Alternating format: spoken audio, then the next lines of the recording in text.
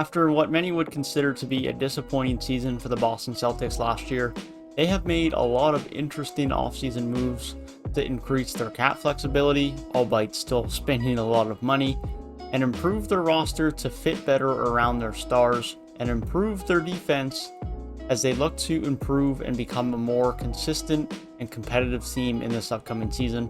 Brad Stevens now in the front office. He is looking to make aggressive moves to help this team, and we're going to be talking about those moves that he has made in the offseason and how I think it could help them fare for their core group moving into next season. Let's get right into it. So let's start with the first move of pretty much all of NBA offseason. Kemba Walker, surprisingly, earlier than anyone expected any trades, was traded to the Oklahoma City Thunder. Now he was also traded along with the 16th overall pick to OKC, and in return they got Al Horford and Moses Brown along with a 2023 second, and a 2025 second also went to OKC. And Moses Brown was later traded. He was traded to the Dallas Mavericks for Josh Richardson, in which Josh Richardson fit right into the trade exception that Boston had.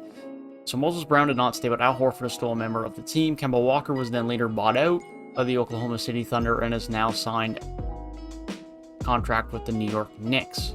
So that is the full details of that trade, but let me give the rundown of what I think of it.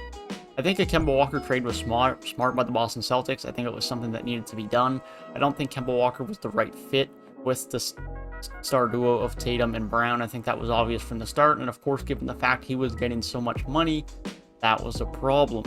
And so given the fact he still has a few years left on that deal, and the fact he is making a lot of money, they tried to move away from him. They had to give up a first round pick, this year's 16th overall pick, to do so, but they still get a little bit of value back. They bring Al Horford back to Boston, and they also brought in Moses Brown, which then turned into Josh Richardson, as well as moving up 2 years in terms of second round picks, and probably a pick that'll be higher than their own in OKC's 2023 compared to their own 2025. And so it leaves them in a spot where it allowed them to have a little bit less money on the payroll. Not a ton, because Al Horford still has a significant payroll, but Kemba Walker's was definitely more. Brought in a young center that allowed them to get Josh Richardson, who could be an impactful piece as a starter or off the bench for this team, whether he's going to be the starting shooting guard or a sixth man type role, or whether that is Marcus Smart remains to be seen. But nonetheless, he's going to be able to give them some very good perimeter defending and a little bit of offense as well.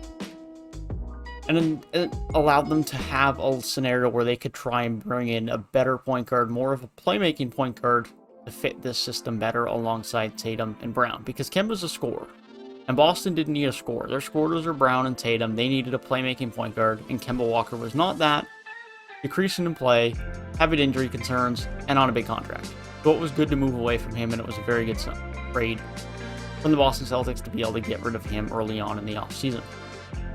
Now, the other trade that happened before the draft for Boston was Tristan Thompson, who very, very much needed to be traded from this team. This wasn't a valuable player of much proportion, and his salary was just way more than it ever should have been. He should be on a veteran's minimum, quite frankly, as far as I'm concerned, and he was now traded to the Sacramento Kings as part of a 3-team trade, where they then netted Bruno Fernando and a 2023 second round pick from the Hawks, which essentially just means that they got rid of his salary. And that was the victory for Boston. That's all they needed. That's all they wanted from the deal. They got it done. They also got back for his done. So again, they didn't lose a ton of cap space, but they did lose a little bit. And instead of now having Tristan Thompson at around $7 or $8 million, you now bring in Chris Dunn, who can be a valuable backup guard for you, and only $5 million and only 1 year left on his deal. I think Chris Dunn can be a good backup guard for them, can give them a few minutes in behind Peyton Pritchard and whoever doesn't start of Smart for Josh Richardson. He can give them some good perimeter defense and can fill in when anyone has some injuries. Now, outside of that, that then brings us into free agency. For the minor signing was Enes Kanter on a 1-year deal on a veteran's minimum. He continues to flip-flop between Portland and Boston for the last few years now, and he's now back in Boston, but he doesn't have to be the true backup center, as Robert Williams and Al Horford remain on the team. Luke Cornet and Taco Fall remains to be seen if they get re-signed. As it stands, the center rotation is going to be some combination of Robert Williams or Al Horford starting, with Enes Kanter being the third guy. It allows Dennis Schroder to not have to be an everyday starter. He doesn't have to be abused in pick and rolls in the matchups where it doesn't work. He can just come in if needed for rest, or if any injuries come into play, which with Al Horford and Robert Williams, injuries definitely might come into play, so it is good to have some insurance there, and Dennis Schroder can come in and be that insurance guy, or come in and play and be good on the offensive end in the right matchups.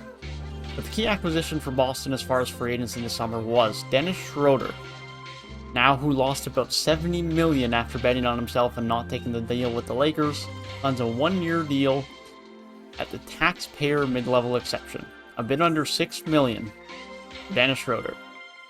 This is one of the best value signings we have seen in free agency history. Period. I have not seen many better deals as far as value goes in my lifetime. Now, sure, of course, Boston would like to have him for more than 1 year on this, but it's the mid-level exception. It is what it is. You take him for 1 year, and you're not going to be mad at it if you're a Boston Celtics exec, front office player, or fan. Getting some of the quality of Dennis Schroder for this type of money is absolutely insane value, an absolute bargain. He's going to come in and be a very good point guard for this team. He is a bit more playmaking oriented than Kemba Walker is. I think he definitely can be. I think he can be a better playmaker than Kemba Walker in this type of role.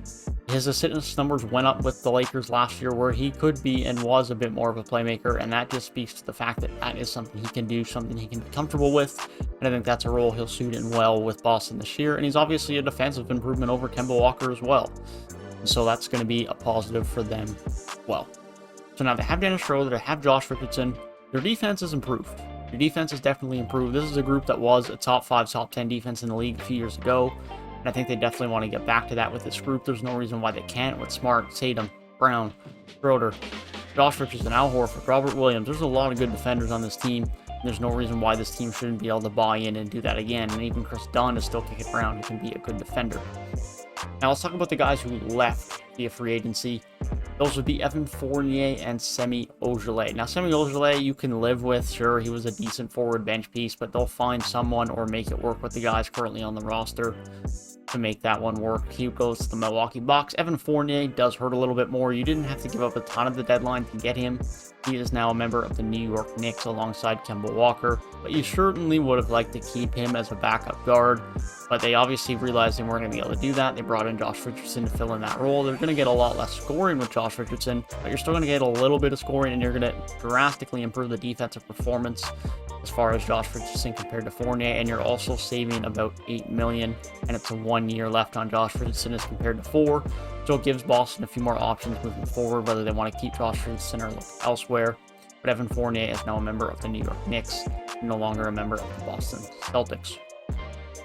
Boston Celtics have not re-signed any of their own free agents this summer, with Semi Ojeleye and Evan Fournier walking, and Taco Fall, Luke Cornet, and Tremont Waters all remaining unsigned up to this point. So it's definitely been a big offseason of change for the Boston Celtics. They have Schroeder, Cancer, Dunn, Al Horford, Josh Richardson, and Bruno Fernando all joining the team. So a lot of new faces in Boston. Some returning faces, of course, in Enes Kanter and Al Horford. There's definitely going to be a bit of a change in Boston, a new head coach in as well, with Brad Stevens now stepping away from the sidelines up into the press box. So it's going to be an interesting season this upcoming year for Boston. I think they've made some pieces that definitely make more sense with the talent they have, especially in their core two for Tatum and Brown. I expect this team to be much stronger defensively. I don't think this is a title contender yet, but I think this is a team that can be a bit more consistent the next year, mainly because of their defense, and should be an exciting team to keep an eye on next year as Brad Stevens continues to navigate through his start in the front office. And as far as I'm concerned, it is a fairly positive start for Brad Stevens in the front office. That being said, that is my thoughts on the Boston Celtics offseason and free agency. If you did enjoy the video, feel free to leave a like down below and subscribe to the channel if you are new. With that being said, hope you guys have a great rest of your day, and I'll see you guys in the next one.